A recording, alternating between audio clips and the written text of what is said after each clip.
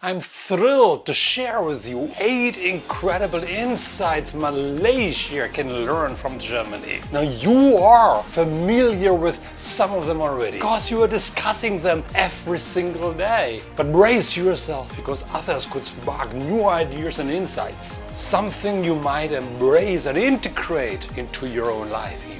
Now before I dive in, let me be clear. Please understand that this video is not about criticism. I come with genuine admiration and respect for this beautiful country called Malaysia. This remarkable country adopted me a long time ago, and I've witnessed and participated in its tremendous growth and admire its aspiration for the future. My love for this country knows no bound, and I cherish every moment I'm living here. And it's a privilege to be part of Malaysia's journey and part of Malaysia's family.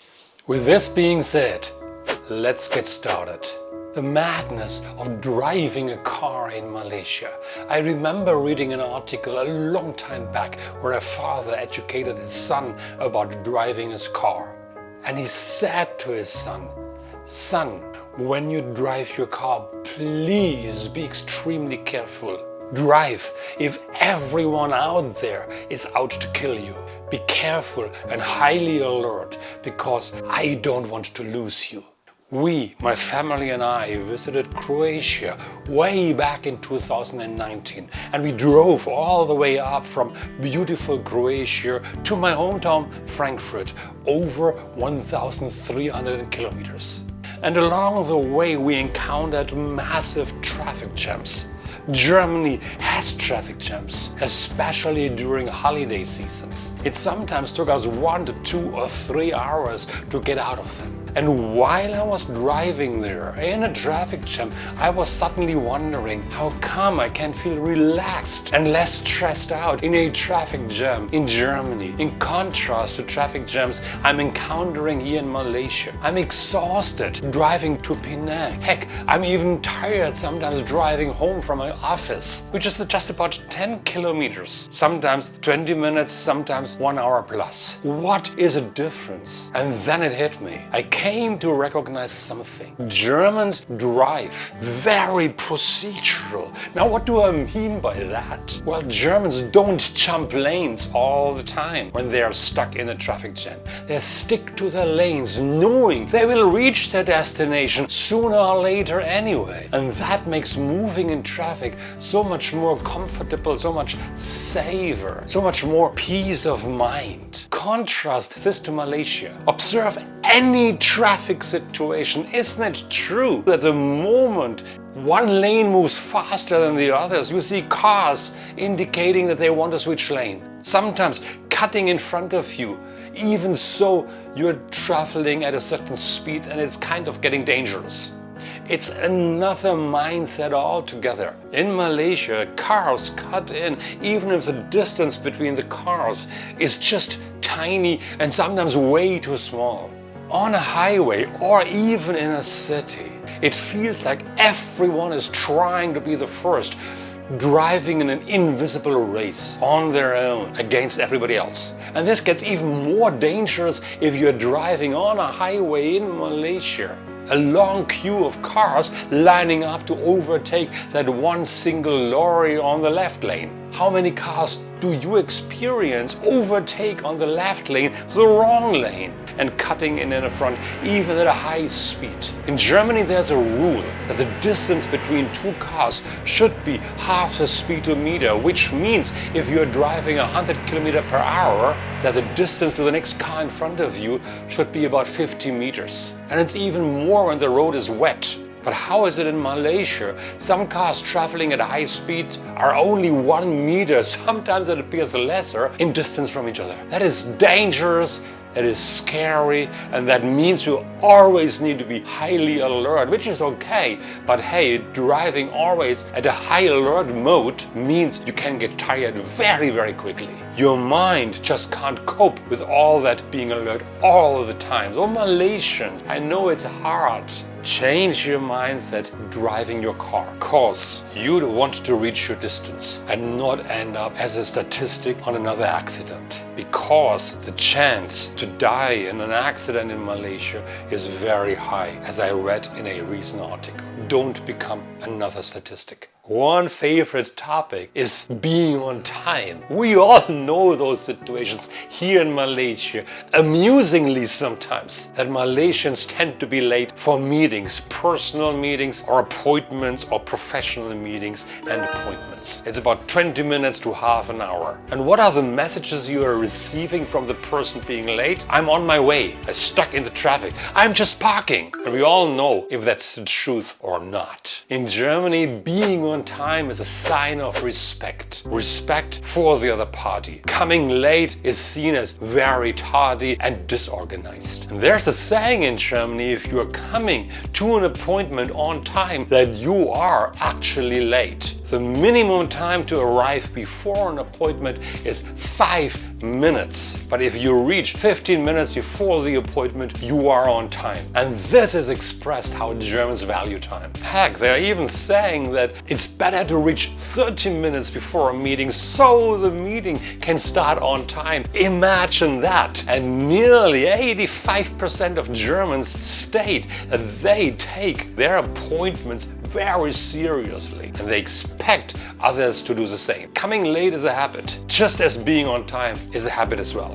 I do know one of Malaysia's value is respect. Respect for another person. But this needs to relate to time as well. Everyone's got a mobile phone. Of course, it's a tool in your pocket for nearly everything to organize your life. But I see too many friends, too many families using their phone even if they're hanging out with each other. And I do know it's important to stay connected. But so is the connection to the other person that you are speaking to. I do know my family in Germany uses a mobile phone too often as well when we are hanging out with each other. So we are not quite an exception to the rule. But I'm talking in general terms here, because it's not a German trait to treasure the connection over a mobile phone over the connection to other people. Let me tell you a story. My family, my wife and my son, were in a restaurant in Germany, and my son asked the waiter for the Wi-Fi password, and he nearly got scolded because the waiter says they don't have Wi-Fi in their restaurant.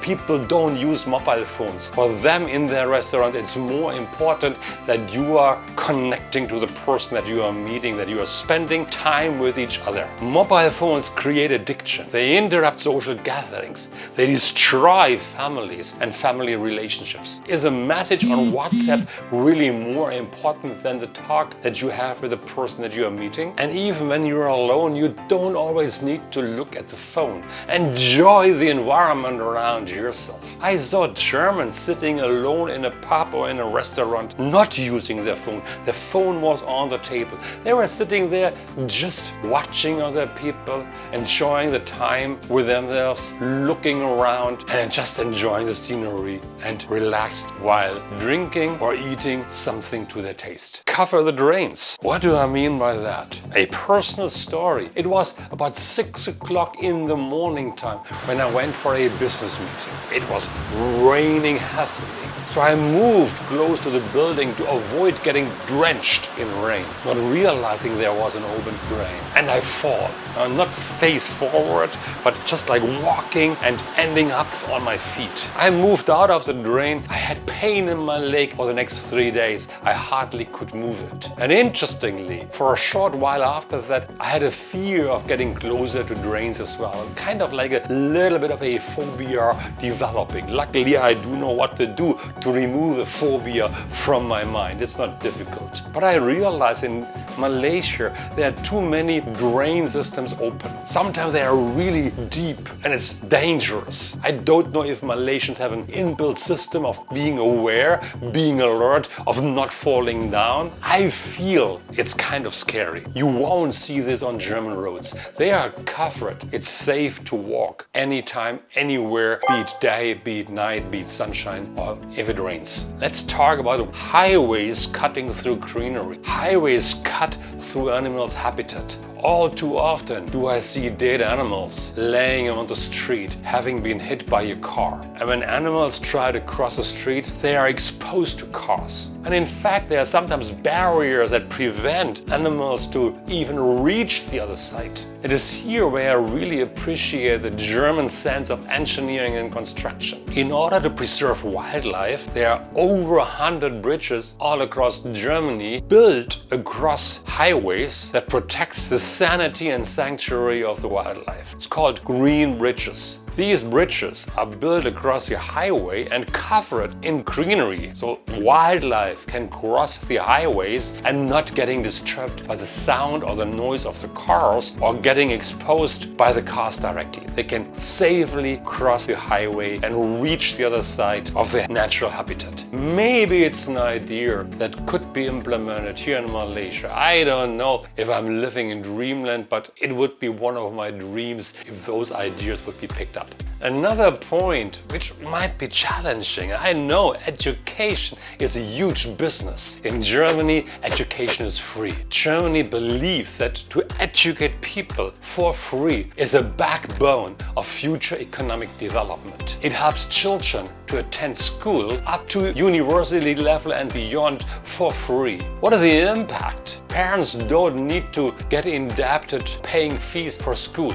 Of course, there's a price to pay for German citizens as well. That if you are working in Germany, you have to pay high taxes, which the government will use to spend on infrastructure or education. I don't know how it will ever be implemented here in Malaysia. It's just a wonderful idea. Free education allows everyone to go to school. Now there's a concept that might be challenging to some, and it's a concept about work to live or live to work. In Germany, people work to live. What do I mean by this? There's a strict separation between professional life and personal life. Germans leave their work on time. And I do know from my own time living in Germany that after work, you don't talk about work. Life is very, very different. Supervisors don't dare to reach out to their staff. I think it's even forbidden, not allowed to work beyond a certain time. Contrast this to Malaysia. So Germans, after work, allow themselves to sit in restaurants, sit in cafes, sit in the parks,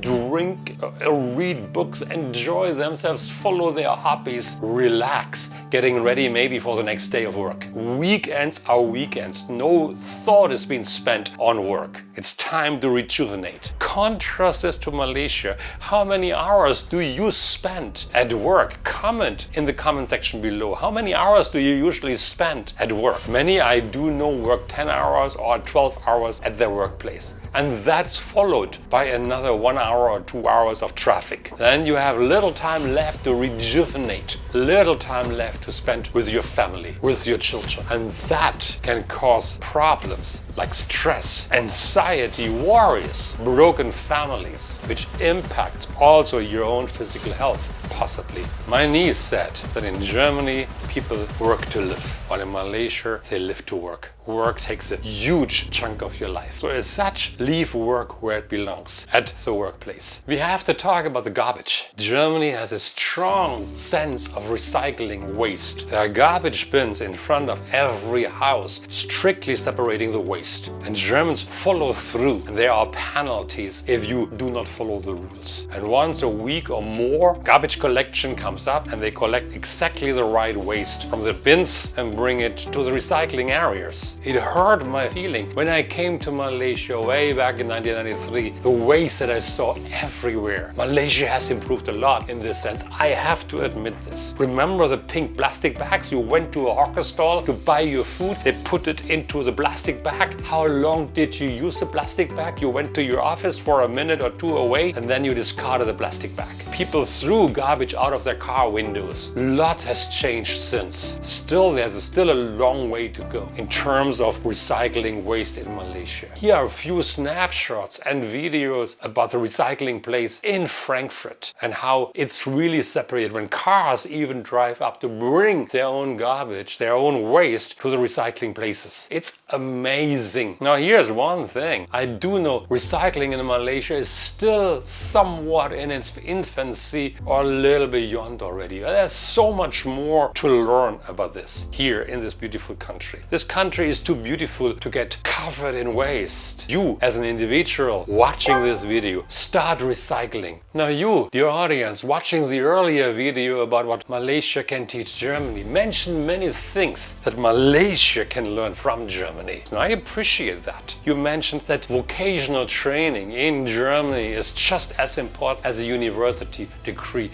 Many of you mentioned automobile technology as being the strong point in the German economy, and that Malaysia could learn this from Germany as well. And one person was saying that Germany can teach Malaysia to build tanks. And oh yeah, some of you mentioned that the Malaysian football team could learn from the German football team. Really? More so, I believe, from the German football team of 2012, I think. Not so much of the current football team, my belief. Share with me what you think. So here we go, 8 points Malaysia can learn from Germany. I have to admit, honestly, it was a pretty hard video to do because I really love Malaysia, and it's sometimes hard to find something because I've been out from Germany for such a long time. And I love my stay here every single moment of my life. I wouldn't be here anymore if that wouldn't be the truth. So the ball now is in your court. I invite you to share your thoughts. What are some additional things you believe Germany can teach Malaysia? Add this in the comments and I'm curious to read about them. Aside from this, of course, feel free to share this video with your friends or family. Like the video, subscribe to this channel, click the notification button so you always get alerted when I post something new. And I'm off to create the next video now. Until next time, terima kasih, jumpa lagi, and bye-bye.